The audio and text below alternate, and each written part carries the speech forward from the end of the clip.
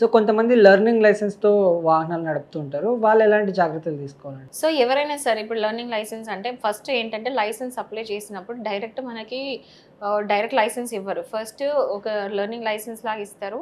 అది ఒక 1 మంత్ దాటిన తర్వాత పర్మనెంట్‌గా ఇంకా లైసెన్స్ అనేది తీసేసుకోవచ్చు. ఇది చాలా మందికి అందరికి తెలిసిన విషయమే. లైసెన్స్ తీసుకున్న వాళ్ళందరికీ తెలిసిన ప్రొసీజర్. ఇది పెద్ద కాంప్లికేటెడ్ కాదు. హ్మ్.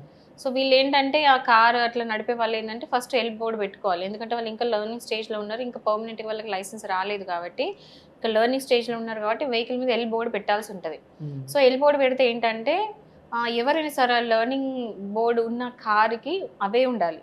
ఇప్పుడు మనం ఏంటంటే కొంచెం మనం మూవింగ్ ట్రాఫిక్‌లో ఉన్నప్పుడు కారు ముందు పోతుంది. ముందు పోతుంటే ఏంటంటే మనం ఏంటంటే ఒక వెనకాలనే ఆగి ఉంటాం. అవునా? ఇంత గ్యాప్‌తోనే ఆగి ఉంటాం. హ్మ్. ముందుకది ఎళ్ళిన కొద్దీ మూవింగ్ ట్రాఫిక్‌తోని మనం గూడా మూవ్ అయితుంటాం. కానీ లెర్నింగ్ అయితే ఎల్ బోర్డ్ ఉన్న కార్‌కి కొన్ని మీటర్స్ అవే ఉండాలి. 3 మీటర్స్ అట్లా అవే ఉండాలి. ఏంటంటే వాళ్ళు ఇంకా నేర్చుకునే స్టేజ్‌లో ఉన్నారు కాబట్టి దగ్గర పోకండి అని ఆ బోర్డ్ సింబల్ అన్నమాట. దాని మీనింగ్ అన్నమాట. హ్మ్. సో ఏందంటే వాళ్ళకి ఆ స్పేస్ ఇవ్వాలి. ఎందుకంటే వాళ్ళు అప్పుడప్పుడే నేర్చుకుంటున్నారు కాబట్టి. సో కొన్ని రూల్స్ ఉంటాయి. అవి మెయింటైన్ చేయాల్సి ఉంటుంది. ఒకవేళ లెర్నింగ్ బోర్డ్ ఉంటే గనక.